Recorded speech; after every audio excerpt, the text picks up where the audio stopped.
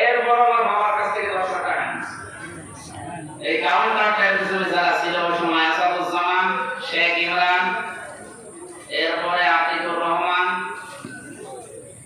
DC Mannan, সব আমি নাম জানি না অনেকে, কারণ আমার তো সব বান্দা হাত বান্দা কিছু চিন্তা আমরা ওখানে যাই ডাক্তার যে জিজ্ঞাসা করে নাম কি। আমার বাবা সমস্যার মানুষ, গ্রাম্য মানুষ, আপনাদের এই গ্রামের মতো আমাদের গ্রামে বাড়ি, কুষ্টিয়া জেলা হালসা। এই শয়তানরা 10 লক্ষ টাকা বাবার কাছ থেকে নেওয়ার পরে আপনার পরের দিন আবার আমি কিছু জানি, আমি তো আজ মাঠের নিচে শুনি, এদিকে আমার বাবার কাছ থেকে এভাবে টাকা নিতে আছে।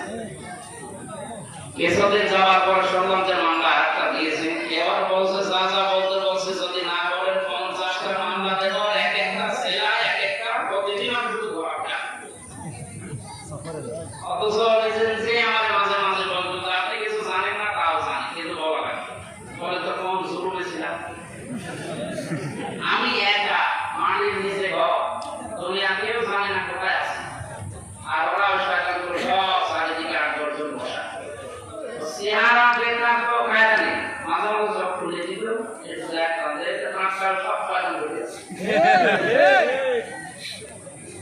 এদের নামে এখন একটা 2টা 50টা যেমন আমারে বলেছিল, এদের 500 করে মামলা দেওয়া শয়তানরা মাত্র দিয়ে বসে।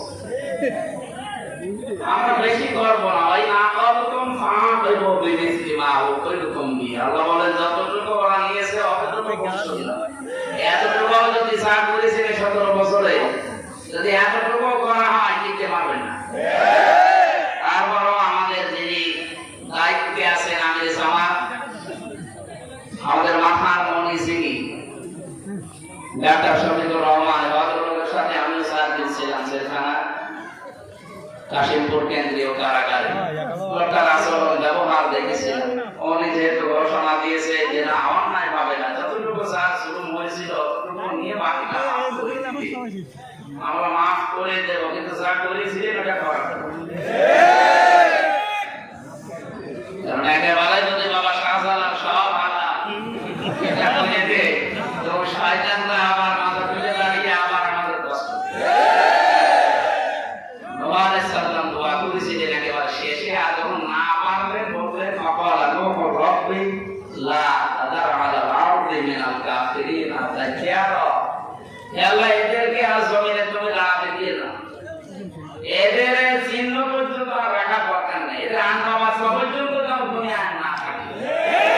ইন্নাকা ইন তাদারহুম ইয়াউদিল্লু ইবাদাকা ওয়া লা ইয়ালিদু ইল্লা ফাজিরান কাফারা। আর এই শয়তান যেটা জন্ম দেবে